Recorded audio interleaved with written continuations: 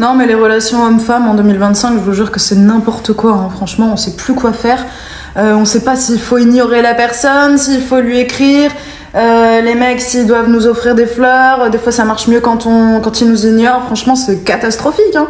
Même moi, je suis complètement larguée, hein. Je comprends rien de cette génération actuelle. Franchement, je sais pas. T'essayes de bien discuter, de mettre les choses au clair, mais bon, comme dirait Dadjo, dans tous les cas, ça finit mal, hein. Dans tous les cas, soit il y a quelqu'un qui s'attache. En fait, même quand tu essayes de mettre les choses au carré, par exemple, je sais pas, si tu veux passer du bon temps avec une personne, en fait, et que tu dis, bon, voilà, on se voit de temps en temps, dans le respect, c'est possible, on peut passer des petits bons moments ensemble, mais voilà, il n'y a pas de couple, il n'y a pas d'attachement. Mais en fait, il y en a quand même un qui va quand même s'attacher. Enfin, je veux dire... Alors, lorsque tu fréquentes une personne depuis un certain temps, l'attachement est quasiment inévitable. Maintenant, si tu te demandes pourquoi tes relations ne durent jamais très longtemps, alors peut-être devrais-tu t'inspirer des couples traditionnels. Tu sais, les couples qu'on ne voit quasiment plus dans nos pays du Nord. Ceux qui avaient encore des valeurs, tu sais, comme la loyauté, l'exclusivité et la pudeur. Parce qu'on ne peut pas à la fois vendre ses charmes sur des plateformes pour adultes, comme c'est ton cas, et t'attendre à rencontrer un homme sérieux qui fera de toi sa femme. Ça existe, juste des... Stop it. Get some help. Girls only want one thing, et c'est de l'abondance dans leurs relations humaines. Parce qu'on a trop tendance à dire, les filles, c'est toutes des michtos. Mais non, non, Jonathan, ce n'est pas ça. En fait, que tu sois riche ou pauvre, si tu es un gros clochard dans ta mentalité, tu resteras un clochard dans ta mentalité. Que tu sois millionnaire ou smicard. L'abondance, c'est quoi? C'est avoir ce sentiment où on te donne ce dont tu as besoin pour t'épanouir. Les femmes sont indépendantes, on n'a pas besoin de votre argent. Effectivement, vous n'en avez pas besoin. Par contre, vous en avez fortement envie.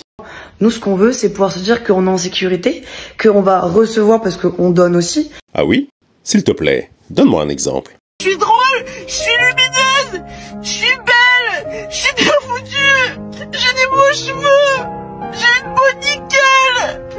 Et qu'on va recevoir sans avoir à être reconnaissante pendant 3 mois pour un McDo. Sans avoir un mec qui vient gratter et qui est pas capable de te rendre heureuse parce qu'il veut pas dépenser ses précieux sous pour toi.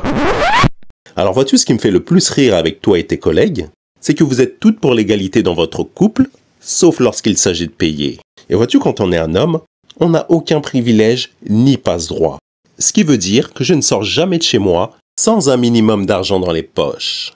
Et si j'ai un conseil à te donner, tu devrais aussi prendre cette habitude. Parce que d'ici 10 ou 15 ans, ton joli petit physique risque de ne plus suffire pour te faire inviter par les hommes que tu convoites. C'est inévitable, car tel est ton destin. Comment demander de l'argent à un homme au deuxième rendez-vous?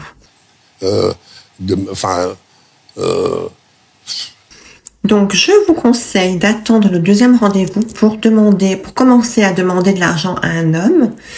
Donc, concrètement, je vais vous montrer comment faire la demande. Quoi faire?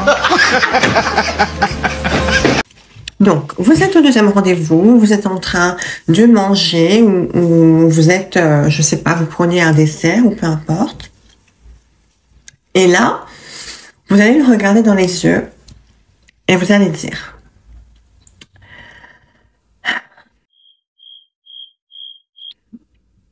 faites des soupirs comme ça, ils aiment bien. Est-ce que tu veux me faire plaisir? Non, j'aime pas les michetonneuses comme toi. Et ce que j'aime encore moins, c'est le son de ta voix. Et si j'ai un conseil à te donner, si tu veux vraiment de l'argent de la part des hommes, alors peut-être que tu devrais essayer ton banquier ou ton daron. Vous allez lui demander ça. Lui, il va dire: Shut up, bitch! Mon argent, c'est mon argent. Ton argent, c'est notre argent. Quand t'es marié, ça devrait être le cas et je vais t'expliquer pourquoi. Alors déjà, pour commencer, ce n'est pas du tout une question de égoïste ou pas. C'est juste une question de logique, mais surtout, je pense, de tradition. Donc tu sous-entends que t'es traditionnel. Ok.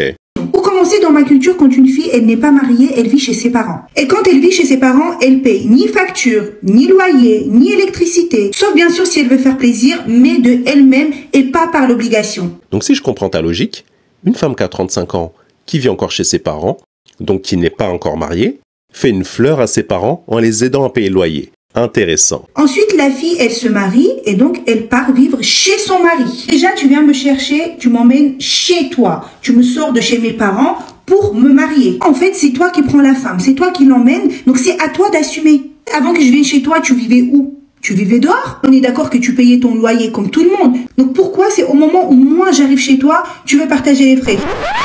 Parce que lorsque tu débarques avec tes grosses valises chez moi, cela veut dire que j'aurai dorénavant une bouche en plus à nourrir.